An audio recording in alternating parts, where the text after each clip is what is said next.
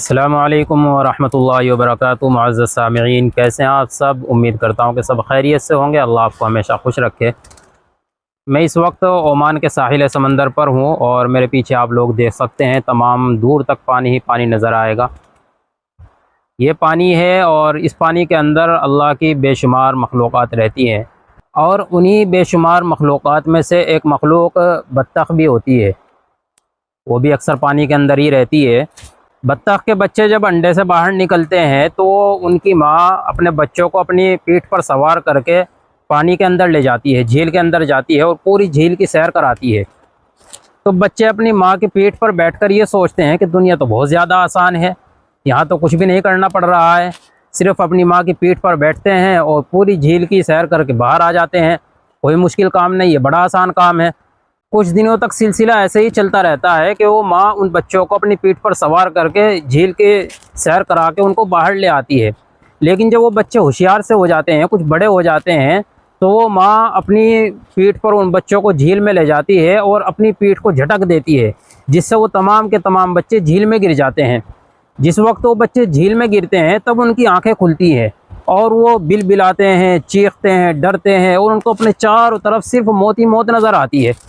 लेकिन फिर क्या होता है कि उनकी जो फितरत है वो ज़िंदा होती है, उनके पर फड़फड़ाते हैं और वो कोशिश करते हैं तैरने की। यहाँ तक कि वो तैरने लग जाते हैं और रफ्ता रफ्ता तैरते तैरते वो झील के बाहर किनारे तक पहुँच जाते हैं। अब सवाल ये पैदा होता है कि बत्तख ऐसा क्यों करती है, इतना जुल्म क्यों करती है अपने बच्चों के साथ? क्या बत्तख बहुत ज़्यादा बेरहम है? क्या उसको अपने बच्चों पर रहम नहीं आता है? वैसा भी तो कर सकती है कि अपने उन बच्चों को अपनी पीठ पर ही सवार करती रहे और उनको कोई तकलीफ़, कोई मशक्क़त ना उठानी पड़े। लेकिन इससे होगा क्या कि वो बच्चे आखिरकार बड़े होते रहेंगे और बड़े होते होते उनका वज़न बढ़ता चला जाएगा और एक वक्त ऐसा आएगा कि उनकी माँ उन बच्चों का बोझ न उठा करके उस झील के अंदर खुद ही दब जाएगी और हलाक हो जाएगी, मर जाएगी। तो उन बच्चों से उनकी माँ छीन जाएगी। यही कानून इंसानी ज़िंदगी में भी चलता है कि अगर माँ बाप अपने बच्चों को बढ़ाते रहें, वही सिर्फ उनकी ज़रूरियात पूरी करते रहें और माँ बाप अपने बच्चों को कमाने के लिए ना कहें, बाहर निकलने के लिए ना कहें, तो एक दिन ऐसा आएगा कि औलाद जो है नाकाम और नामुराद होकर रह जाती है। वो सिर्फ अपने माँ बाप के सहारे ही ज़िंदगी गुजारने पर मजबूर हो जाते हैं। और माँ बाप ऐसा करते नहीं है, बल्कि माँ बाप अपनी औलाद को अपने पैरों पर खड़ा होने का मौका देते हैं। सोचते हैं कि अच्छा है हमारी ज़िंदगी में ही अपने पाँव पर खड़ा हो जाए, कहीं ऐसा ना हो इसको बाद में दिक्कतें और दुश्वारियाँ पेश आएँ। तो मोहब्बत का मतलब ये नहीं है कि माँ बाप ही औलाद की तमाम ज़रूरियात पूरी करते रहें, बल्कि मोहब्बत का तकाज़ा ये है कि जब औलाद बड़ी हो जाए, जवान हो जाए, कमाने के लायक हो जाए, तो उसको बाहर निकाल दो, उसको पटख दो, ताकि वो संभल जाए, होशियार हो जाए, अपने पैरों पर खड़ा हो जाए, कमाने के काबिल हो जाए, अपने माँ बाप का सहारा बन जाए। तो अगर हम इस काबिल हो गए हैं कि कमा सकते हैं तो बाहर निकलें, अपने माँ बाप के लिए हक़ हलाल कमाई तलाश करें।